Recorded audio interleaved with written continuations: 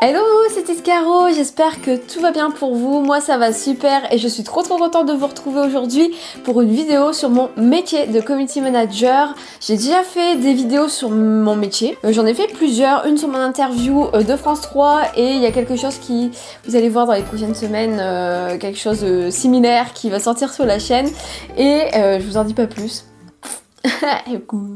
Je suis trop forte maintenant pour les bruitages. Et une vidéo où je vous présente mon métier de community manager freelance. Je vous mets ça en description et dans le petit i. Et aujourd'hui, je vais répondre à toutes les questions que j'ai eues suite à cette vidéo, à la vidéo où j'ai présenté mon métier, parce que vraiment, il y a eu un engouement envers cette vidéo. Il y a eu énormément d'interrogations, j'ai eu énormément de mails et de MP à ce sujet. Donc voilà, je me suis dit une FAQ regroupant toutes les questions que j'ai eues. Je pense que c'est plutôt pas mal. Si vous êtes content de me retrouver dans ce genre de contenu, n'hésitez pas à liker la vidéo. Comme ça, je saurai que vous aimez ce genre de vidéo et je ferai plus de métiers. Non, je ferai pas plus de métiers. J'en ai déjà 2, ça ira. Je ferai plus de vidéos sur le sujet et je vous prévois quand le confinement... Mais on n'est pas confiné, Caro, en fait. Quand je pourrai me redéplacer chez mes clients, etc., je vous ferai une vidéo, une journée dans ma peau de CM. Comme ça, vous verrez un peu tout ce qui s'y passe, etc., quand ce sera beaucoup plus intéressant. Sur ce, c'est parti.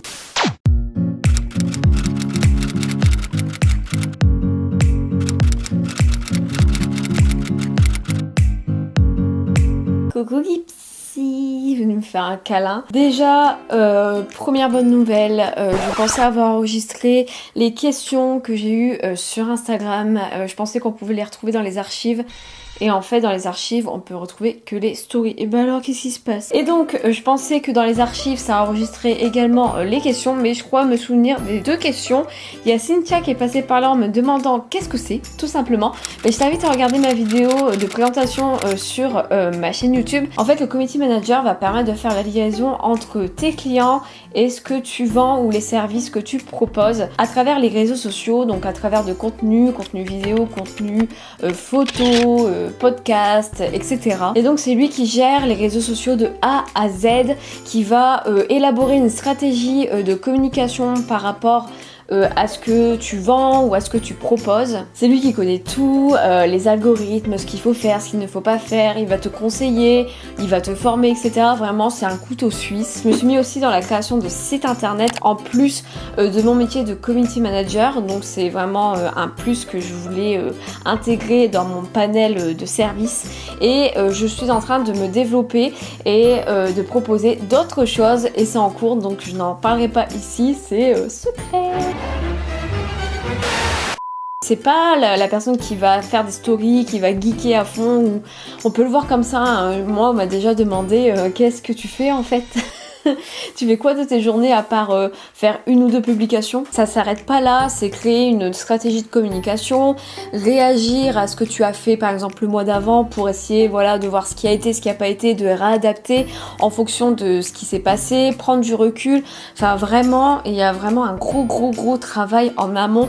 Avant de créer les posts, c'est vraiment une réflexion. Enfin bref, je vais pas m'étaler sur le sujet, je t'invite à regarder la vidéo correspondante. Ensuite, il y avait Lucie qui m'avait demandé, alors je ne sais plus par contre, ça, je me souviens plus. Est-ce que tu m'avais demandé, Lucie? Je suis deg. Elle est là la story, mais je peux pas. Avant, on pouvait voir qui avait vu et tout, ça a changé. Je ne comprends pas. Je peux plus voir, donc je sais plus si c'est par rapport aux clients ou comment je fais pour prospecter, mais en tout cas, je suis désolée. Mais je pense que je vais y répondre dans les autres questions parce qu'il y a tellement eu de questions qui se ressemblaient. Aussi sur Instagram, là c'est la story d'aujourd'hui. Si vous ne me suivez pas sur Instagram, je vous invite à me suivre parce que je suis quand même assez active. Quelles sont les principales missions que tu gères de Elsa? Je te fais des gros bisous. Merci d'avoir posé ta question. Donc c'est tout ce qui est création de posts. Vraiment, en fait, j'ai pas de principale mission parce que je fais tout ce que fait un community manager. Après, je sais pas ce que tu voulais dire dire par mission parce que c'est quand même assez vaste. Mais en gros, ouais, tout ce qui est élaboration de contenu, vidéo, photo, surtout de la vidéo, je suis spécialisée dans tout ce qui est vidéo, tout ce qui est élaboration de stratégie, savoir comment, vraiment, tout ce que fait un community manager. Et sinon, je travaille principalement en ce moment, c'est assez calme comparé à la fin d'année, mais là pour le moment, je travaille qu'avec des personnes qui sont dans la santé. Voilà, et prochainement, c'est bijoux et chauffagiste. Voilà, ça dépend des mois, mais ouais, je sais pas ce que tu veux dire dans mission, mais bon, j'espère que j'ai quand même répondu. Ensuite, question de Sarah, comment as-tu envie de faire ce métier? Quels moyens as-tu mis en place? Merci pour ta question. Comment j'ai envie de faire ce métier? J'avais tout expliqué dans ma vidéo, j'ai fait un bac+5 pour rien, que je vous mets dans le petit i également. J'ai toujours eu ça, cette fibre de transmettre des émotions, de partager du contenu, etc. Depuis très petite, en fait, ça date de l'école primaire ou du collège. Je faisais beaucoup de montage vidéo sous Windows XP, alors ça date avec la webcam et tout. Je m'amusais à faire des scénarios, etc. Mais je le montrais qu'à mes parents, je le gardais pour moi. Et ensuite, j'ai eu les fameux Skyblogs.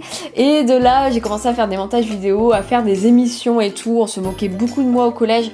J'avais fait la minute musicienne où je me prenais pour Mireille Mathieu et tout. Et il y a eu beaucoup de moqueries. Et de ce fait, j'ai tout enlevé. Je me suis dit, laisse tomber Caro, c'est pas pour toi. Et puis je faisais ça, des montages uniquement pour ma famille. J'avais fait un montage pour mon père, pour un départ en retraite, à son boulot, quelque chose d'humoristique. Lui il avait tout filmé, moi je m'étais occupée montage. J'avais vraiment kiffé ça, j'avais vraiment beaucoup aimé.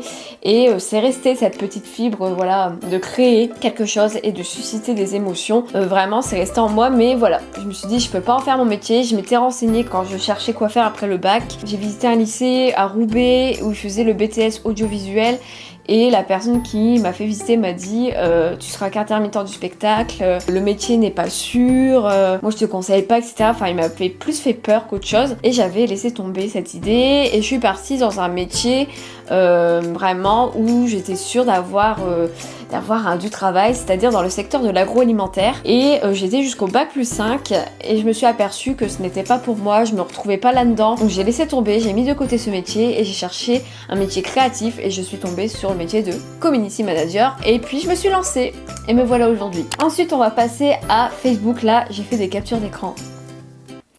J'aurais dû faire ça pour Instagram. Donc plusieurs questions de Aurélie. Merci d'avoir posé toutes ces questions. Elle m'en a posé énormément. Donc elle me demande si je travaille que pour moi ou je sous-traite mes services à des entreprises. Donc un peu des deux puisque en fait je travaille pour moi. Je promouvois mes services sur les réseaux sociaux. J'ai aussi un autre métier qui est vendeuse à domicile où je promouvois les produits que je vends sur les réseaux sociaux et aussi pour des entreprises. Donc là comme j'ai dit tout à l'heure, actuellement c'est dans le métier de la santé, mais je sais que en mois de février ce sera pour un chauffagiste et au mois de mars une bijouterie et en fait ça dépend. C'est ça que j'aime dans ce métier, c'est que tu sais pas sur quoi tu vas tomber, sur quel secteur et tu apprends tellement de choses. J'étais aussi dans le secteur de l'automobile que je suis toujours d'ailleurs avec ce client là. J'ai appris plein de trucs sur les bagnoles, je ne connaissais pas et c'est ultra enrichissant. Donc voilà pour ta première question. Deuxième question, si oui, tu fais quoi pour ces entreprises? Est-ce que c'est ponctuel ou tu as des missions définies ou un contrat? Du coup j'ai expliqué tout à l'heure ce que je faisais de manière générale, donc ça répond à la question juste avant. Est-ce que c'est ponctuel ou tu as des missions définies et un contrat? Pour un client j'ai un contrat à l'année, je suis leur community manager à l'année et aussi ça peut être ponctuel comme là j'ai travaillé pour une personne travaillant dans les bijoux et donc c'était pendant 3 mois. Pareil par exemple pour le chauffagiste c'est par période et des fois ça peut être juste ponctuel pendant quelques semaines, refaire un site internet, faire une vidéo de présentation, donc c'est assez varié. Ensuite, pour faire ce métier, faut-il des diplômes en particulier? Alors il existe des diplômes bien évidemment pour faire community manager, notamment un master de com, BTS com, une licence de com, je pense qu'il me semble qu'il y a par exemple une licence pro community manager ou c'est un DUT, je sais plus, je me souviens plus trop, je crois que c'est un DUT ou un DU. Je crois que c'est un DU. Bref, community manager à l'université de Lens. Donc voilà, moi j'ai juste passé une certification grâce à Pop School de community manager, mais le mieux c'est d'avoir un diplôme dans la communication. Ou si tu veux te lancer comme moi en freelance, t'as pas besoin de diplôme vraiment. Moi, les entreprises me demandent pas mes diplômes. Donc voilà, j'ai quand même préféré faire une formation histoire de me professionnaliser et d'être sûre de savoir dans quoi je me lançais. Encore une question, t'étais vachement inspirée. Hein. Pour pratiquer ce métier, faut-il être auto-entrepreneur, micro-entreprise ou un autre statut? Tu peux être salarié, tout simplement. Tu peux être en CDD ou en CDI community manager, ou tu peux te lancer en auto-entrepreneur, enfin peu importe, vraiment. À quel moment t'as eu envie de créer ton entreprise? Quel a été le déclic? J'ai répondu à cette question tout à l'heure, donc voilà. J'ai répondu. Ensuite, dernière question, comment fais-tu pour t'y retrouver entre tes différents métiers, miel et cannelle, YouTube et ton métier de CM? C'est vrai que c'est assez compliqué puisque je suis vendeuse à domicile chez Miel et Cannelle, j'ai ma chaîne YouTube. Voilà, vous le savez puisque vous regardez ma vidéo. J'ai aussi mon métier de CM, c'est assez compliqué, mais j'essaie de bien organiser ma semaine et mes journées. Je sais que Miel et Cannelle, je travaille pour la marque de 17h à 18h, donc 1 heure par jour. C'est tout, pas plus, parce que sinon je m'en sors pas.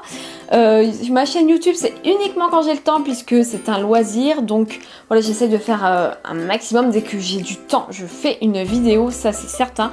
Et du coup, le reste, c'est pour mon métier de community manager puisque c'est mon activité principale.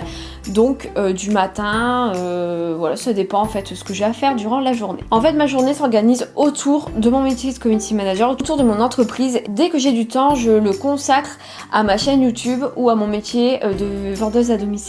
Voilà. Merci du coup Aurélie pour toutes ces questions, c'est énorme, trop bien, merci beaucoup. Ensuite sur mon compte perso, j'ai posé aussi des questions et mon chéri m'a fait une petite blagounette, mais je suis sûre, je mettrai ma main à couper que des personnes posent ce genre de questions. Je partage souvent des articles sur Facebook et je gère une page. J'ai appris à faire ça en 1 minute. Suis-je aussi un community manager?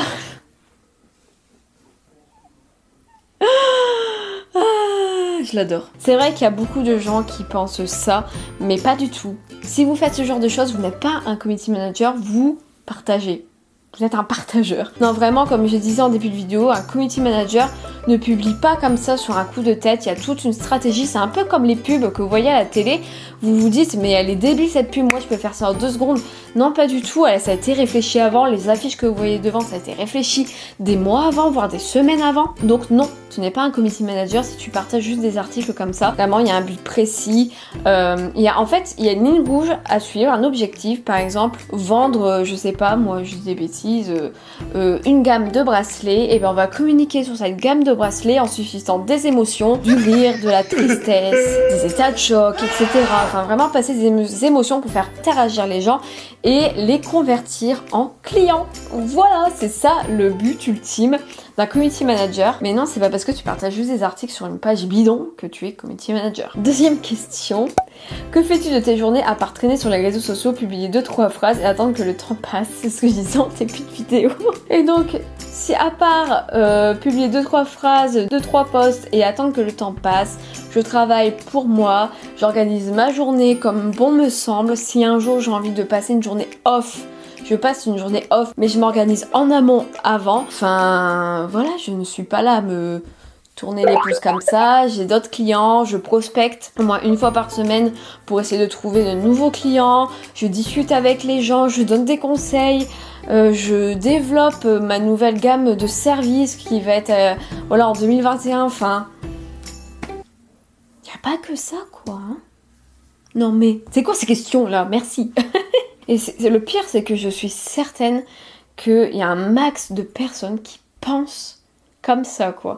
Qu'un community manager, c'est un mec qui geek toute la journée, que entre 2 posts, il va jouer aux jeux vidéo, mais faut arrêter les conneries. C'est vraiment un travail de réflexion. C'est assez incroyable, mais j'en ai marre de me justifier. En vrai, ça m'énerve parce que je suis sûre que la moitié des personnes qui regardent cette vidéo pensent vraiment comme ça. Et ensuite, j'ai eu quelques questions par mail. Donc là, c'est de la part de Céline. Je lui avais répondu par message. Donc je lui avais renvoyé un mail. J'ai jamais eu de réponse. Donc Céline, si tu passes par là, merci pour ton mail. Et j'espère que tu as reçu ma réponse. Parce que c'est trop bizarre, j'ai pas eu de réponse à mon mail, je sais pas pourquoi. Donc elle m'a posé plusieurs questions. Trouver ses premiers clients prend-il du temps lorsqu'on débute ou est-ce qu'il est possible de sortir du salariat, de trouver des missions rapidement? Est-ce que le marché est favorable? Donc je vais reprendre mes réponses. Donc avant la création de mon entreprise, c'est vrai que j'avais commencé un petit peu la prospection, histoire d'anticiper, de pas avoir un début sans rien. Et je me suis inscrite à la BGE qui est une association qui aide les auto-entrepreneurs à construire leur entreprise et aussi les accompagne pendant 2 ans. Donc ça c'est vraiment cool, 2 ans après création. 3 ans, pardon, je dis des bêtises. Et donc ils organisent plein de trucs, des petits déj, des after-work et ça peut aider vraiment à agrandir le réseau quoi. C'est vraiment chouette. Et donc j'ai commencé moi en septembre 2019. J'ai eu mon premier client fin octobre, début novembre parce que voilà j'ai eu des problèmes avec l'URSSAF, j'ai eu plein de conneries qui m'ont empêché de vraiment me lancer, j'étais bloquée et j'ai eu mon premier client donc du coup je me suis lancée fin septembre, j'ai eu mon premier client un mois après. Et ensuite avec le bouche à oreille ça s'est enchaîné très vite, j'ai eu mon deuxième client en décembre, donc ce client là c'est mon client à l'année donc ça fait maintenant plus d'1 an qu'on travaille ensemble donc c'est vraiment cool, ça c'est bien. Et ensuite j'ai eu des contrats ponctuels etc. Et donc oui je trouve que en ce moment surtout le marché est très très favorable avec la crise du coronavirus parce que vraiment, vous dites quoi, là ou le Covid? Moi je dis le Covid, hein, je vous le dis. Hein. Vraiment le Covid ça va vraiment propulser. Les gens avaient besoin de se digitaliser, avaient besoin de voilà, plus communiquer sur les réseaux sociaux, avaient besoin de se professionnaliser là-dedans, avaient besoin d'un site internet, etc. Donc voilà, le métier du CM et d'ailleurs tous les métiers du numérique commencent à avoir une grande place sur le marché avec cette crise. Et vers quelle entreprise dois-je m'orienter si je veux augmenter mes chances? Alors au début on m'avait dit de cibler les TPE, les PME et je me suis rendu compte en faisant mes devis qu'ils n'avaient pas le budget parce que vraiment pour une communication de base, vraiment le minimum, propose un certain montant qui peut faire peur peut-être aux auto-entrepreneurs et se dire ah non je veux pas. J'étais toujours là à batailler pour leur dire bah ça va vous apporter autant de clients, ça va vous apporter autant de chiffre d'affaires, mais ils n'avaient pas confiance donc eux ils voyaient que la perte d'argent et donc ils refusaient. Donc je me suis dit je vais partir vers vraiment les plus grandes entreprises. Effectivement c'est beaucoup mieux parce que quand on présente nos prix, là ça parle et là ils ne voient pas ça comme une perte d'argent mais comme voilà un bénéfice, un gonflement de leur chiffre d'affaires, un moyen de convertir des prospects en clients, enfin on parle la même langue et c'est beaucoup plus intéressant financièrement évidemment. Je pensais plus s'axer sur les plus grandes entreprises si on veut commencer. Mais après voilà, on peut tester aussi les petites hein, mais ça dépend des prix des prestations. Voilà, qu'on propose. Et donc voilà, c'était pour cette vidéo, j'espère qu'elle vous a plu, je pense avoir répondu à toutes les questions. N'hésitez pas si vous voulez m'en poser, à m'envoyer un petit mail ou à me contacter sur mes réseaux sociaux. J'essaie vraiment d'englober, même si y a des questions, notamment celle de Lucie, je suis vraiment désolée. Je pensais que j'aurais pu récupérer, j'aurais dû faire des captures d'écran, je pensais pas qu'Instagram allait perdre les questions. En fait, sachant que les stories sont en archive. Donc j'espère qu'à travers les autres questions, j'ai répondu à la tienne ou aux tiennes parce que je crois qu'il y en avait 2. En tout cas, n'hésitez pas à liker cette vidéo si vous aimez ce genre de contenu. Je crois que ça plaît vraiment. Donc peut-être m'axer plus sur mon métier. Mais là, en ce moment, c'est pas très intéressant. J'aimerais trop faire une vidéo, une journée dans ma peau. Mais en tant que community manager, j'aimerais trop une semaine ou peu importe. Mais là, en ce moment... c'est pas très intéressant, je fais pas des tournages, je prends pas des photos, je suis sur mon PC toute la journée donc c'est pas ultra intéressant donc voilà, j'espère en tout cas vous filmer ça bientôt. Sur ce, je vous fais des bisous, merci d'avoir regardé cette vidéo, si ce n'est pas encore fait n'hésitez pas à vous abonner et à me laisser un petit commentaire. Prenez soin de vous, faites attention à vous surtout par les temps qui courent et à très très bientôt dans une prochaine vidéo. Bisous.